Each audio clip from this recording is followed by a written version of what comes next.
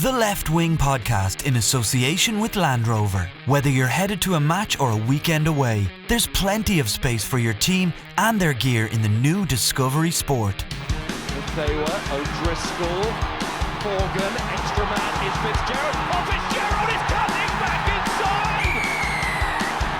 Leinster have another! Darcy, O'Driscoll through the legs, Rob Carney, out to Fitzgerald again, step and score! Number 2 for him! Hello and welcome to the Left Wing Independent.ie's rugby podcast in association with Land Rover. I'm Will Slattery. Delighted to be joined in the studio, as always, by Luke Fitzgerald. Luke, hello. Will, how you doing? I'm good. Another week, not a whole lot of movement on the Irish rugby front in terms of on-pitch action, but we've a lot of stuff to talk about, I guess, in terms of off-the-pitch stuff. Yeah. The coronavirus still, causing a lot of disruption all across the board, but, we'll probably obviously focus mainly on the rugby stuff. It's an unusual time, isn't it? Yeah, it is. Yeah, I mean, it's obviously, reminiscent of the foot and mouth situation, talking about a lot of kind of games being called off and played at a kind of future dates. The schedule is pretty congested, I think. So, it will be difficult to see, or is very interesting at least to see where they try and fit those in. There's talk of maybe October for a few of them, from what I read. But I don't see how then that fits in with the Heineken Cup. So yeah, look, it's going to be a challenging little period to get to organise, and I suppose what do people do in the meantime?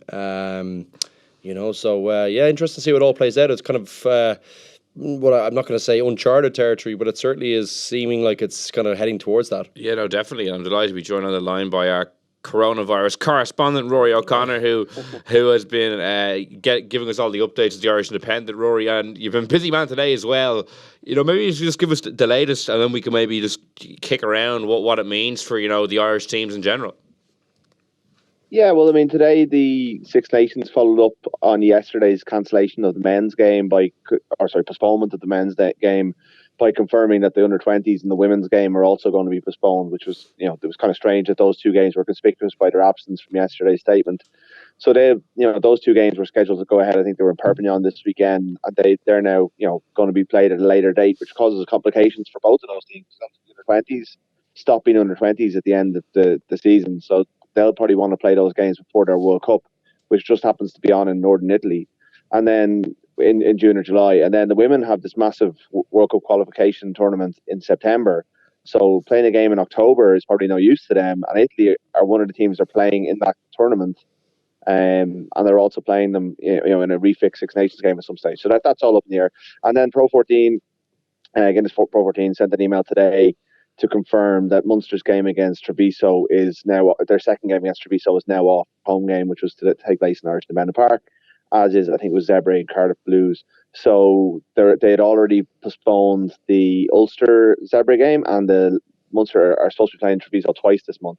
So both of those games are now postponed to be played during the European windows. Ulster, I'm not sure what they're going to do with them. If they go and beat Clermont, the windows are drying up, but I suppose Ulster won't really care if they're still, if they're heading towards the Champions Cup latter stages. But Munster's games, if things have, cleared up and things are looking better in April, they'll play those games. Then if they can't find a window to play them in, they'll be called 0-all draws, which obviously has massive ramifications from a rugby point of view on where Munster will finish this season. They're currently second, 2 points behind Edinburgh at the top of Conference B. But if they're, 2 games against Treviso, obviously not gimmies because Treviso days, but they would have expected to pick up maybe 9 points from those 2 games, or would have at least hoped for it. Instead, they might pick up 4. So it has ramifications on their season, but at the end of the day, there's a bigger picture of play, so that everyone's kind of saying that they'll go ahead with it. And I guess the big one that people are starting to worry about now is the big game at the Aviva at the start of next month between Leinster Saracens, which currently is under review. There's a watching brief ongoing, waiting for government advice, but there's a necessity to play it when it's scheduled because there's very few windows left in the season. So we could see Leinster versus Saracens, probably certainly the jewel in the club season crown this year, the game that a lot of people are looking forward to even more than the Six Nations, possibly being played behind closed doors at the Aviva Stadium or the ODS. Behind closed doors for Leinster Saracens, as Rory said, is looking like a greater possibility by the day. What would that do? Obviously, what would it do for the occasion? Like, no fans is pretty self-explanatory. But in terms of like, it would be that's uncharted territory. From what you said earlier. Yeah, no, it would be. And look, maybe we're jumping to kind of conclusions a month out. But the only thing is, like, from all the stuff you read, it looks like they've kind of maybe. I'm not sure missed the window for containment is right, but they're in the middle of the kind of containment part of it, and I think it'll be interesting to see if they can manage to do that. It sounds like it seems to be very, very contagious. But I'm not a doctor, so who knows? And it's very interesting to see how it all plays out. As Ruaidhri said, there isn't that much there are not that many windows to go and play these games, and I've been really looking forward to that one particularly. I just feel like they're the two best clubs still in Europe, and kind of probably a last hurrah really for Saracens, really, as in terms of this team and this kind of group of players together. And having played in so many big games like that, how do you imagine it would feel to go like Leinster Edinburgh in Murrayfield? Yeah. Just with probably better opposition in Saracens. So that's probably how it feels like. It's kind of almost like kind of cavernous. Like it's like there's like echoes around the stadium when you're making calls and stuff. It's kind of bizarre. But is it hard to hit your top performance in that kind can of? Be. Yeah. Can be. Like, it gets weird. Like when you start off your career as a young person, as a young lad, you haven't really played in front of that many. I played in front of a few big enough, I suppose, and good packed Donnybrook. Packed Donnybrook of 3,500 people. Felt like a lot more at the time, but and a few in Lansdowne Road at the time that had reasonably large attendances. But when you start off, they're kind of, I'm not sure you always play your best rugby there. You're kind of still getting comfortable with that environment, with the noise, etc. But the further you go into your career, actually, the more you nearly need it. Like you love the atmosphere. You nearly play your best rugby with a bigger atmosphere. So, the only thing is, it's a level playing field for both teams. There's probably no advantage for Leinster in that now. You would have thought with a big, with a rocking Aviva Stadium, that would have been some kind of home advantage there against Saracens, even though it's a huge challenge. So that probably evens things out, probably in favour of Saracens a little bit, I would think. So we wait and see. I think, again, it's probably a big jump to say what's going to happen in that fixture as of yet. But it does seem like most of these events over the next little period are probably under threat, that's for sure. Yeah, and we're just reading your article this morning about what the rescheduled games might do for Ireland. It's such an interesting year in that the World Cup seedings will be decided after the November internationals, and seems to be a lot of people thinking that the Six Nations games could be rescheduled for the end of October, which would mean Ireland would have 5 matches in 5 weekends, which would be, a huge ask of the squad. So it's set up to be a very unusual year for Andy Farrell in his first year in the hot seat, and something that'll be very, very difficult, towards the back end of it. Yeah, it's a massive challenge. I mean, it's already a very unusual year for Andy Farrell. That to have that kind of Twickenham experience be your lasting memory of the Six Nations, even though you haven't finished the Six Nations, is this really weird thing to have hanging over the team. And one point I was making is that there's 34 players or so that left Carton House yesterday when the Six Nations is completed. I mean, a lot of those players, a good chunk of those players won't be back in the squad. There'll be players who will lose form, there'll be players who are injured. You've potentially got someone like Dan Levy, Gary Ringrose, Jack Conan, Joey Carberry, Ty Byrne probably back on deck. Suddenly the squad could look very different. And you'll also have had, coronavirus permitting, a 2-test tour of Australia this summer. I saw today Qantas were cancelling a lot of flights from Europe. So, I mean, we can't take anything for granted, but you presume that those 2 games go ahead. He may take a younger squad. I mean, those players have been on the go since June 16th before the World Cup. Some might get it somewhere off. Some may be showing signs that maybe they need it off. He may bring, someone like Ryan Baird might be an international by then. So it's that's going to be a fascinating win. Presuming everything goes, the reschedule happens in that way, which is what the French media were reporting yesterday, but the Six Nations have yet to confirm it. You're talking Italy, followed by France away, followed by 3 home games against Australia, South Africa, and Japan. All the while, you're trying to protect your World Cup seeding. They're currently 4th in the world. If they can maintain that position, which is going to be a big ask, I think, given the caliber of opposition and the schedule ahead. They will be top seeds again for the World Cup, which is, it didn't work out last time, but it was still a very favourable draw. So it's there's a lot at stake for them, and also they're right in the hunt for a Six Nations title as well. So it's a really, really weird I mean, by the time it gets there, it's going to be really, really exciting to see how he handles it, how he uses the squad. It'll force them to make changes, but also by then, I think there'll be some natural evolution as well. Yeah, I talk about being thrown into the deep end for Andy Farrell, like his first head coaching job, taking over from Joe Schmidt, who's had so much success after a World Cup that didn't go well. So he had that whole rebuild that he needed to oversee. Now he has this. And then, as Rory mentioned, to keep in that top 4 seeding is so crucial. It's a really difficult balancing act he has over the next few months. Yeah, it is. Like, look, one thing I would say is I'm not sure, like, it's a drawback for him to have this break. I think he'll get to kind of maybe look and assess a few things that have continued to maybe be a problem for the team, like dealing with that kind of pressive, kind of a very, very high press defence, like coming off the line very, very hard. Maybe consider a few things that have been, I think the kicking strategy has been a problem for them for a while. I think it's no great harm for him to go off and have a little bit of time to think about those things, because that hasn't changed for the team, and it needs to change. They need to figure out what they're going to do in those circumstances against teams. That could be it could be a help to them. This could be good. Like he's got in, he's had a look, he's seen how the team are reacting in battle. He's probably had a look at a few things, said, do we actually change that? Do we need to change the pictures here? So it'll be interesting to see if that actually does help. I think there's probably two ways of looking at that. You're saying, well, look, I want to get in and get a body of work in there so I can really get to know the guys, they get to know me, etc. But I think this could work out to be a good thing for him. Yeah, just to come in on that, Luke, obviously, they haven't had a game since Twickenham, but they have been in camp for the most of that time. Like, would that have been good quality training, do you think, or would there have been a lot of waiting around to get the information, and or would they have gotten good quality, developmental kind of bedrocks in over that period? I'd say they got good quality bedrocks in. They were able to train against Ulster, which I think will be, there'll be loads of guys up in Ulster who'd be thinking they should be in the team. Ulster are playing well.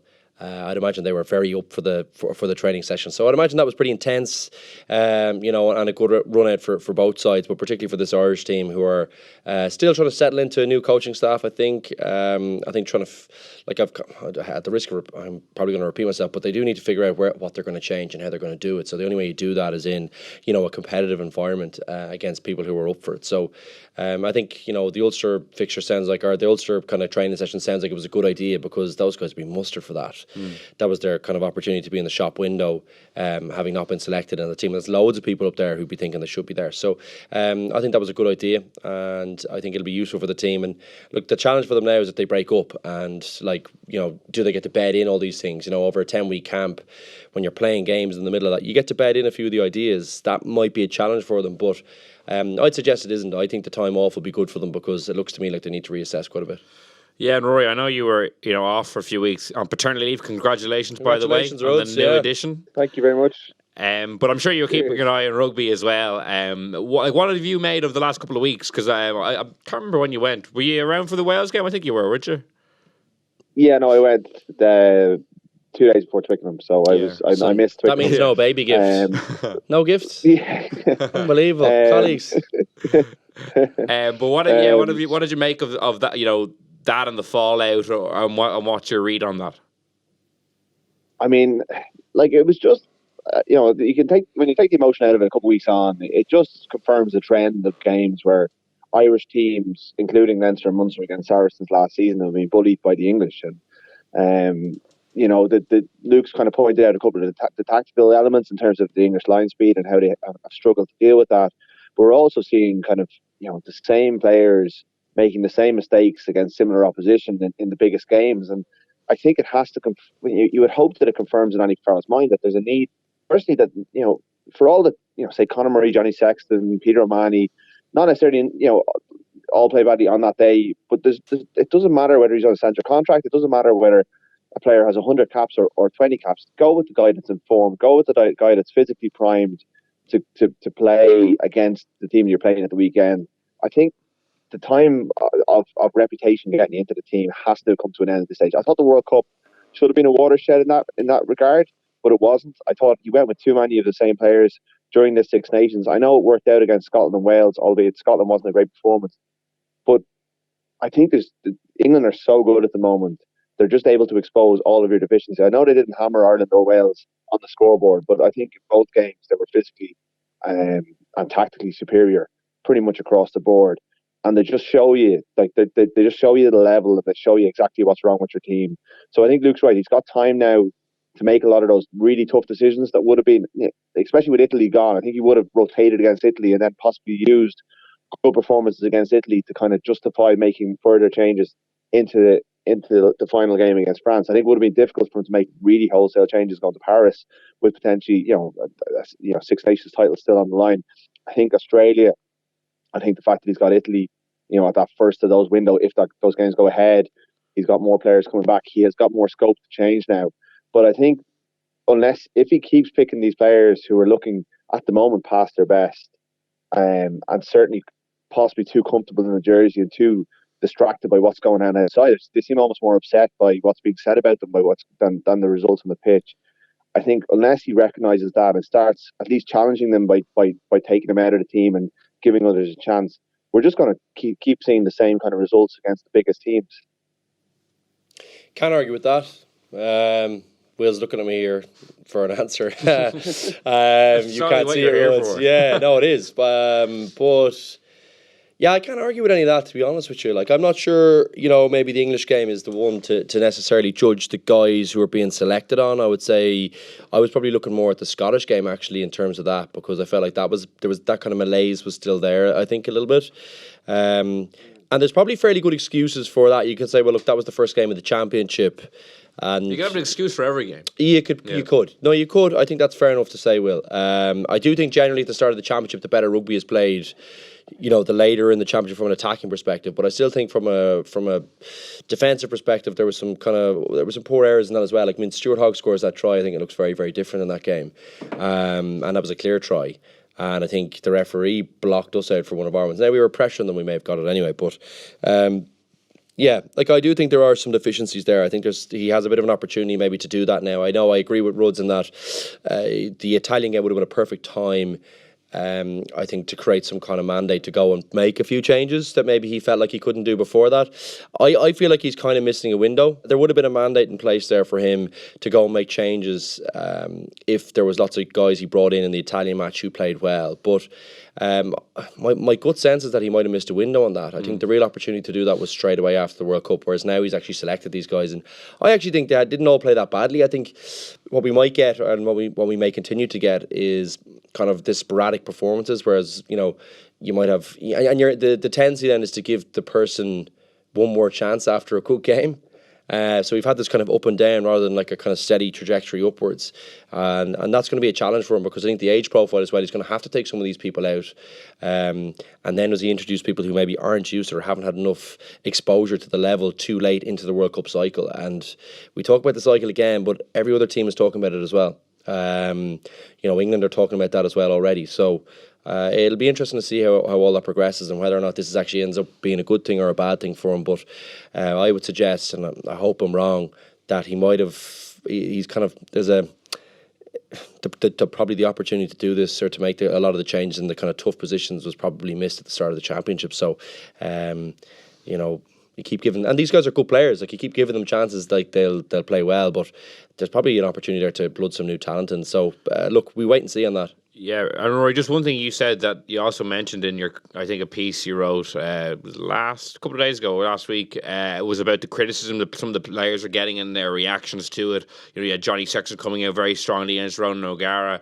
You've seen other senior players kind of come out, maybe not as strong, but similarly, defensively maybe when they have been criticised too. Like, do you think that is something that has been happening, and that the senior players focusing a lot on the criticism, and you think maybe too much? A little bit. I mean, you probably, when you work in the media, you probably get sucked in a little bit by public discourse. That what's being said publicly probably isn't as important to the players as we attach the importance to it. But I did think it was strange that in the immediate aftermath of losing to England, Johnny Sexton was asked by Sinead Kassan on Virgin Media, was that one of your biggest disappointments? And he kind of went no. And then a couple of days later, he was asked about Ronan O'Gara's, fairly fair, but also quite, Ronan O'Gara was quite critical, but I thought he was critical in a fair way. And he rejected out of hand and, gave a bit of a snarky response about La Rochelle, which I thought was a bit unnecessary. I mean, Ronan O'Gara, has earned the right, whatever about someone like me who's just a professional journalist. Ron O'Gara has certainly earned the right to criticise the team, and I thought that thing Johnny Sexton said about turning your back on the orchestra was a little misguided. I mean, I think that sorry, not turn your head. If you're conducting the orchestra, you turn your back on the crowd. That's a bit misguided. I think fans, although anyone who oversteps the marks and sends direct messages to players, abusing them like the ones Mike Ross pointed out, is like that's completely beyond the pale. But I think what we're doing here and what people are doing on podcasts like this and in the media is trying to find reasons why the team aren't playing as well as they have been, and proposing solutions and proposing alternative players and all that sort of stuff. And that's all within the bounds of what's kind of fair criticism. And the players need to realise that. I think maybe they get skewed by what's coming into their Twitter feeds, and the fact that people are mentioning, atting them probably does kind of warp what they think is going on. I mean, early in the tournament, Andrew Conway kind of said that there was a massive up and down reaction to the Scotland and Wales games, and that really didn't reflect what I saw in the 99% of the coverage. I think people have been on a fairly even keel. So I think they just need to focus on themselves and focus on righting the wrongs of their own performances rather than what people think about them. I think that's fair. I'd say like it was interesting. I think the Ron O'Gara one, I think that will have probably disappointed Johnny because there's usually kind of a code. I've obviously experienced a bit of this myself where there's supposed to be a code and you're not supposed to kind of comment on this stuff when you have been a player. So while, and I get the point that you're making, Rhodes, about, having earned the right to have an opinion on it. And you certainly have. I think, people who've played in the jersey, someone like Raj, who's, one of the all-time greats, even from a world rugby standpoint, has definitely earned the right to do it. It'll still hurt. Those ones definitely hurt, particularly when Johnny and him have actually gotten very close in the meantime and their families will be close. So those ones will hurt, and I think that's probably what you saw there. I think you're right in that it does seem like you can always, like, particularly from a media standpoint, I feel like when you are dealing with the media in those circumstances, you'd probably want to try and hide maybe the sensitivity a bit more to it. I think there's no value really in being combative there. I think a text to Raj, like I've got lots of texts from different players here and there about things they've been upset about, and that's probably a better way of dealing with that, I think, rather than maybe engaging with that from, because there's lots of ways you can deal with that from a public standpoint, and it doesn't create a position where it's you against them. Some people like to do that, but I don't really think it adds any value. I think it builds up maybe a frustration on both sides, and it ends up actually not being. It ends up kind of damaging the relationship, and I think creating a position whereby when things really go wrong, there's no real support for you. You haven't really created that by being open and I kind of say, well, look, that was in because if you look at that, you say, look, that's interesting. Like, Raj obviously has 134 caps, however many caps Raj has for Ireland. Look, I definitely take that on board. I disagree. I think I can do both jobs. I think obviously Andy feels the same way, and you could brush on and you could just move on. And that's probably the way to do that. We're obviously looking at it here, going, well, we know how good a player Johnny Sexton is. We obviously know that would have been disappointing for him on the weekend. It would have been a huge disappointment, I'm sure, against England. But I think we end up now talking about something that probably could have been cut out fairly quickly, and he could probably address that with Raj if he was upset about it over text. Yeah, it's interesting, Roy, because obviously, as you're saying there, it would be more beneficial maybe for the team or for the players to maybe not kind of react like that publicly, but you do see how much it hurts them. Even Rory Best, Ireland captain, you got to mention in his book as someone that he was very hurt by some of the things you wrote. It obviously does kind of stick with these guys. Yeah, I do think that I do wonder about the media management and all that sort of stuff, and how well these players are being advised. What's behind what's written, and I know there's good people in media management, certainly in the provinces, and I do think that none of us enjoy when Ireland are going badly and when we have to stick the boot in. It's a much easier job and a much nicer job when Ireland are going for a Grand Slam and Twickenham and playing them off the park, and we're writing superlatives about how good they are, and then they go to Australia and win a series, by digging deep, and then they go and beat the All Blacks. That's no one. If your day-to-day beat is covering Ireland, when you're writing negative things about them, it makes life very difficult because the players don't like it. But it's coming from a place where you want improvement, you want the team to show signs that they're playing, that they're moving in the right direction, and that's where I think most of the media, anyway, and certainly the pundits are coming from. And I think O'Gara, if you watch them, it was a rare opportunity for me to watch an Ireland game on TV that time. he was so impassioned. He was hurt by how Ireland had played at Twickenham. He felt it was below the standard that is required at the jersey. He's not coming from a place like his life would be a lot easier if he wasn't calling out Johnny Sexton in the media, but he's doing his job. So, yeah, I think you just got to get good advice in there and good kind of people to kind of take you down off the parapet and just say, come here, just text that guy or ring him and find out where he's coming from and give him a bollock if that's what it takes. I can't criticise Rory Best and call for him to be removed as Ireland captain and then give out that he's having a go at me in his book. He's more than he's well within his rights, and that's fair play to him. But what I think shouldn't really matter that much to Rory Best. He's 127 caps for Ireland. He's captain Ireland. Lots of great things. His focus should be purely on the being the best he could be for Ireland, and I'm sure it was most of the time. But I just think they're wasting a bit of energy. It was a big criticism I had of Joe Schmidt was that he wasted too much energy on this stuff. If you're thinking about people like us talking about you on podcasts and writing about you, you're not thinking about what you should be thinking about. And ultimately, we don't matter. What really matters is what you do between those white lines.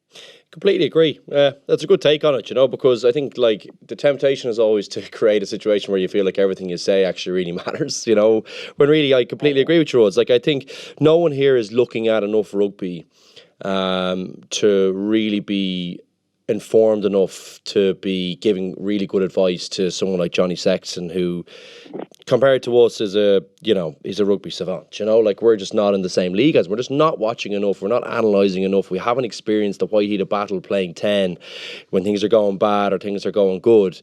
And the experience that you have there, we just you'll never be able to learn enough to really be able to take into account or to really be taking that stuff to heart from someone who's writing an article, who's trying to, looking at the game. But surely some things are just obvious. There's not everything requires. No, but I think that's fair enough, and I think everyone, and that's fine, and you can say, yeah, some things are obvious, but some things aren't obvious as well. There's lots of things that, you look at things and you look at a mistake. So you look at maybe, a drop ball.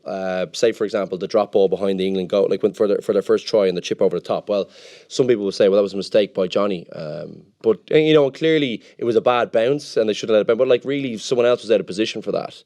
And unless you looked at the positioning in the backfields, you say, well, someone's reacted too slow, or someone. So there's lots of other things that kind of create these problems that impact on a decision or something that looks very obvious that I think isn't. And if you're not looking at the game in that scope, you don't understand how they're supposed to be defending in this situation, which you can only ever know if you're in the setup.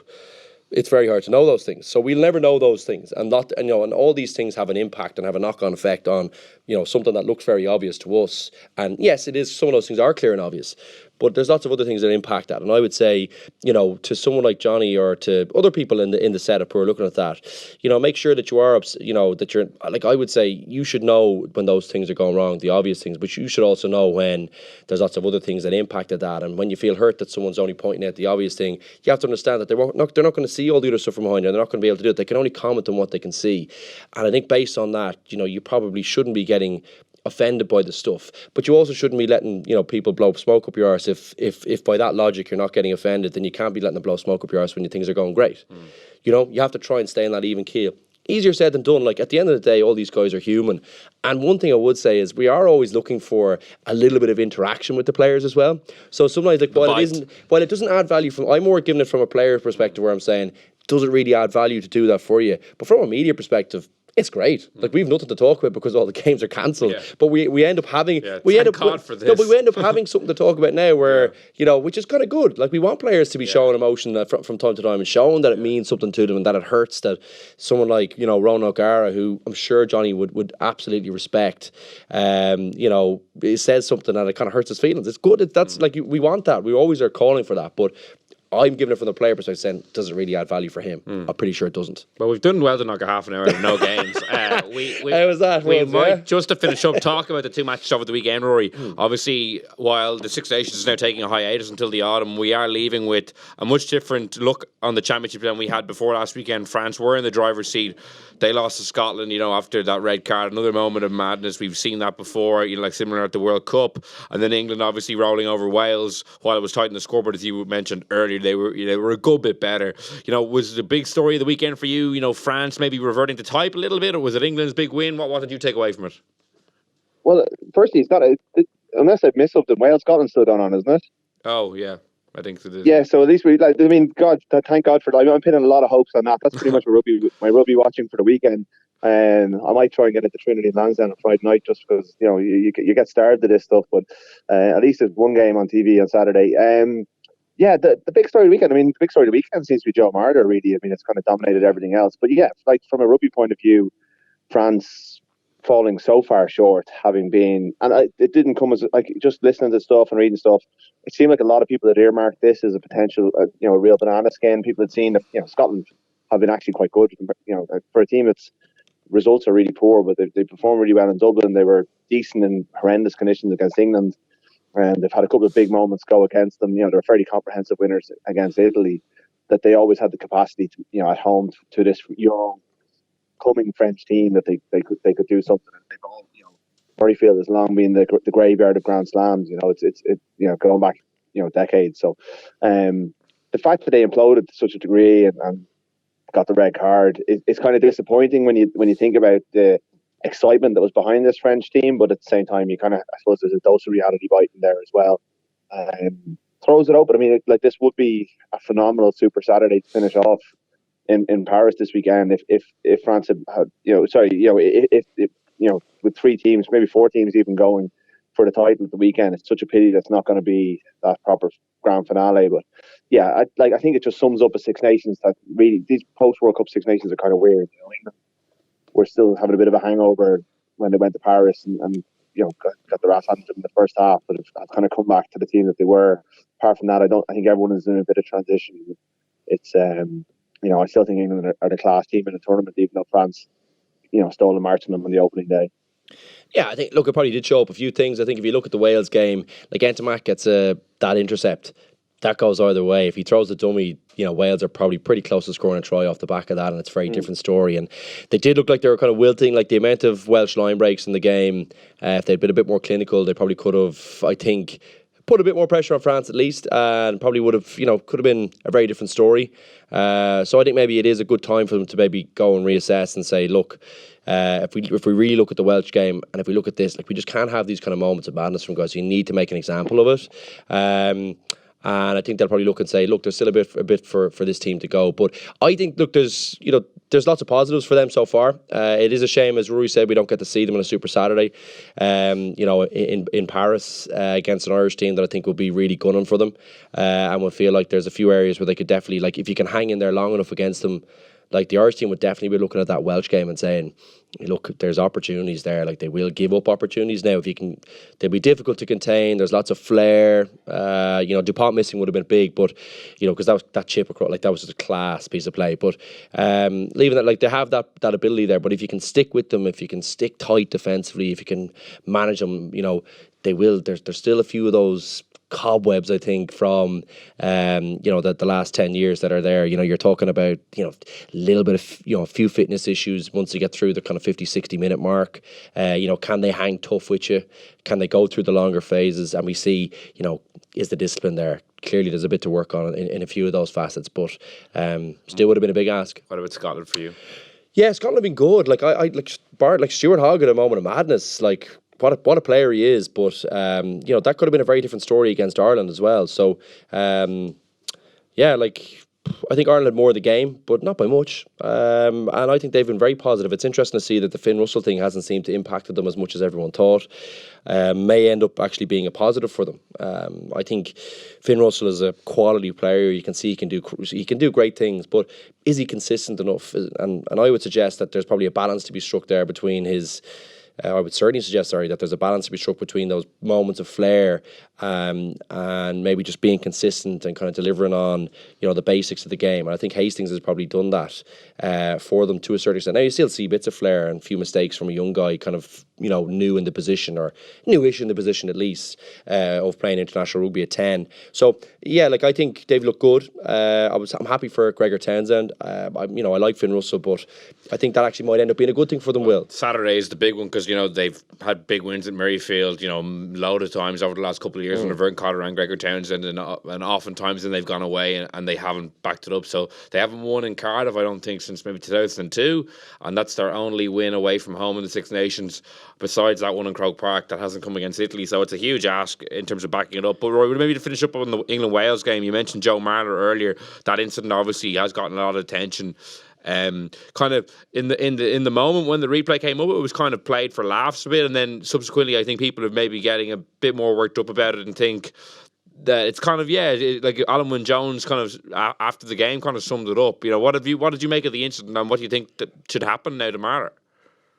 Yeah, I think Alan Wynne-Jones set the tone for what the response should be. I mean, it did play for laughs, and all the worst accounts on Twitter, you know, we're churning it out with loads of laugh, crying emoji faces. But at the end of the day, there's no place, there's no scenario where you can touch someone's genitals, you know, without their permission. Like, that's just not cool. Like, you know, it's not something, just because you're playing international rugby in front of 80,000 people, or even playing in the back pitch of Donnybrook, you know, like, I know lots of things happen on the rugby pitch that aren't normal outside of those white lines, but, you know, some things are pretty sacred. And I think, like, Alan Wynne-Jones fairly cut through the bull when he kind of answered his questions in the press conference afterwards, and I think set the tone for how he sees it. And as kind of a mature international captain, I think a lot of people stood up and, you know, took note of that. So I think he's going to get hit with it.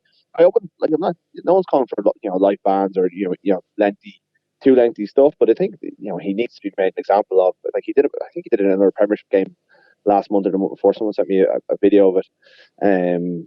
You know, I just think it's the kind of thing. I think David Walsh the weekend described the Six Nations as rugby's Wimbledon. You know, there's people watching. The audience figures came through from the BBC today. They're massive. You know, like, I do think there has to be some example made of him. I know he didn't potentially cause the same sort of injuries that House did, or that potentially could have, or that Manu Tuilagi certainly could have with his kind of human missile tackle on George North. But at the same time, it's just like, you know, he's breached a pretty big social norm there, and I think, particularly in the current climate, but even disregarding the current climate, I just think that's something you can't do. And even if he's seen as some sort of cheeky chappy and a bit of a cad and a bit of a lad, you know, that's just, you know, taking banter way too far. It's the worst form of banter. Just, you know, like, I think punish him and move on, and you hope that, like, he won't do it again, and other players who, for some reason, because I have no idea why you would ever do it, but anyone who it crossed their mind, they might be warned off doing it again, you know. Yeah, look, they've got to stamp it out. Unfortunately for him, he seems like a good character in that. Do enjoy listening to him speak, and does seem like a kind of funny character. There's no doubt about that. A bit quirky, I think. Yeah, like, it doesn't make any sense to me. It's interesting to hear that it sounds like he's done it before and got away with it, but now's the time to stamp it out, because it just opens up a can of worms for you if you don't. I think, you know, people will think it's okay to hit people there, you know, and I would kind of consider it on the same kind of scale as, like, in terms of vulnerability in the area, it's kind of like an eye, you know, like, it's a real sensitive area. You know, it is a bit. Well, like, think about it, like, like, you know, think about even the texture of the fucking thing. It's like, do you know what I mean? It's really sensitive. Like, you create a real dangerous precedent if you don't come down really heavy on him here now, because, you know, if people think it's okay to be kind of grabbing and pulling around there, it's the same as kind of grabbing at an eye. Like, you can do some serious damage. Like, what if he, you know, his testes were kind of damaged or whatever, and he can't have kids or something like that? That's a serious thing, to be honest with you. So, the implications of hitting someone there, or grabbing and pulling or twisting or something like that, you know, there's a reason there's a long ban attached to it, and you can see the minimum. I think the lower end, Rudd's, is 12 weeks, is it? Yeah. Look, leaving aside the kind of social norms, and as Rudd said, it's not actually, like, when you enter onto the pitch, lots of things aren't normal. They're not, and you can't say, like, a punch or something like that. If there's a digging match, it's not treated as an assault. Do you know what I mean? Which is very unusual. Yeah. And so you wouldn't treat this as, like, a kind of a sexual assault, but it's just not it's a behaviour that we just can't accept in the game. And I feel bad for him, because I feel like there was no real malice in it, but they have to make an example of him, I think. And it does. It'll hurt him. I think it'll really hurt him, you know, because he does seem like a good fella. So it's a bit of a shame, but they're going to have to do it. And just to wrap up on the match itself, you know, were you impressed with England?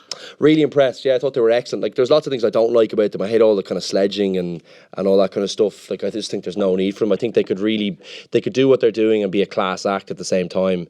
You know, and I just think some of the stuff, like, even like Manu Tuilagi, like, that's clearly you can't. He's always tucking tucking that arm in. Like, he does it late, he tries to hide it, but he's such a big fella. Like, he'll murder guys if he can have these huge impacts and still leave the arm open, and do the tackles correctly. He's always trying to hide the tuck. So I think they'll make an example of him as well. He's got a lot of these kind of bands, for this kind of tackle. So, he could be made an example of as well. It was a real shame, though, because he's such a great player. Like, I mean, how much of an impact did he have on the game? He was superb. You can see, particularly when Billy Vunipola is missing, and I think the guys in the I think Marler particularly is a super player, and Sinclair as well. They don't miss Mako as much, even though he's a great player, but they don't miss him as much as Billy, say, particularly in attack. Manu bridges the gap for them there, and he's such an important cog in the wheel for them. So it'll be a shame, but I think he'll get a big ban as well. In terms of the performance, excellent again. I just think they're so physical around that kind of between the first defender and the fifth defender. If you're heading into that channel against England, they are just doubling up on all the shots, and they're murdering guys in there. They are just like the technique for lots of. I think Curry has just been, every person he nearly touches in there with a hit, he is busting them up. He's been so impressive to watch in there, and he's been a massive impact. I think they lose something in the attacking perspective from him, but from a defensive perspective, Jesus, he's been one of their standout players to me, kind of quietly gone about his business. And Itoje as well, like, just hard to contain in there. Like, you nearly feel claustrophobic watching them, or watching teams trying to play around them. And they've been really, really impressive. As Rudd said earlier on, bar the first half against France, like, they've just been outstanding. They kind of picked up where they left off. Yeah, Rory, I'll give you the last word then on last weekend. How impressed were you with England? Yeah, like, really impressed. Similarly impressed to how I was coming away from their game against Ireland, and probably their game against New Zealand at the World Cup, which was the most complete performance this team has certainly put out. And you just wonder what happened to them a week later against South Africa. It was the only time we've seen them bullied probably since, properly bullied since Ireland went over there to Twickenham in 2018, which seems like a long time ago now. But, I suppose South Africa did show that they're human. And if you do, like any team that relies on bullying you physically, if you can take away that physical element, there are vulnerabilities there. And I suppose the one thing that we'll be looking at now, or whenever they're all at Cheltenham today, so I presume they're not thinking about it too much, but when they do reconvene for whenever the finale is going to be, like, why are they letting teams hang in games? Why didn't they get bonus points to match their dominance? How did it end up in a 3-point game against Wales? As Luke said, like, do they have to be, like, I think they obviously pinpointed their own nastiness as a kind of a badge of honour, that it's part of their identity, that they want to, Eddie Jones said when he first came in, he wanted to embrace being English and the fact that nobody likes them, and that they shouldn't mind that. They should actually see that as a positive, that they're kind of a, and they have that, like, there's good things to that nastiness, and there's times where, like, Farrell was a bit ridiculous on Saturday, and Itoje sometimes just looks like he's going to give away a penalty with every act, but he's brilliant while doing it, and he gets away with it. But you wonder whether if they focus a little bit less on that and focus a little bit more on their own other strengths, because maybe they don't need that much anymore. They could be a phenomenal team. Like, is there ever, Rod, do you ever think there's a need to be, like, pushing a guy's face into the ground when he's made a mistake? Like, whatever about, like, running in, picking up your own player, giving him a clap on the back, like, that's all. They're great moments for the team. Like, it is a big lift, but, like, do you ever need to push the other guys? Do you know when George North knocks that one over? I just think it's just in bad taste. Do you know? Like, and I actually think all that stuff actually ended up helping Wales. Like, the lack of discipline, I think, will definitely, like, against a good team in a tight match, those kind of things, they'll come against you. Like, I'm convinced of it. Like, I think it doesn't cost them now, but against a really top opposition, I think it will cost them. Do you feel any? Is that the area you're looking at as well as me? Yeah, no, that's the kind of stuff, and it's, Farrell getting involved with CJ Stander in the previous game, and it happens with Farrell, but I do think they're almost mirroring their coach, that Eddie Jones is so abrasive and wants them, everything's a battle with Eddie Jones. Every press conference is, apart from the ones where he says nothing deliberately just to annoy the journalist, everything's a battle. Even the way he went into battle after they beat Wales on Saturday, like, I think they're mirroring the identity of their coach, who's so niggly and such a battler. And I don't think it's doing them, like, I think it was probably part of what established them as this good team, when they were winning that first Grand Slam and backing it up in the championship. But I think they've established themselves as such a good team now. They don't really need to be doing it. And they make it unpleasant enough to play against them. just through their tackling alone and their ball carrying. So I don't know. Yeah, I completely agree with you. I don't think they need to be doing that. So, and it does. I think it certainly makes them. I think I wrote after they beat New Zealand that they're kind of like the most likeable English team that we've had for some time. You know, it was kind of. I think that's going out the window in the last couple of weeks. But I mean, they don't care about that. They're winning. But yeah, I think definitely they're undermining their own efforts by being a bit too bolshy, you know, and they could definitely cut some of that out.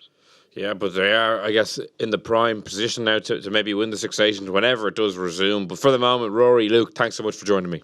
Cheers, Will. That's all we have time for this week on The Left Wing in association with Land Rover. We will be back next week with another podcast, and in the meantime, you can subscribe to us on iTunes, SoundCloud, or listen on independent.ie. But until next week, thank you for listening, and goodbye.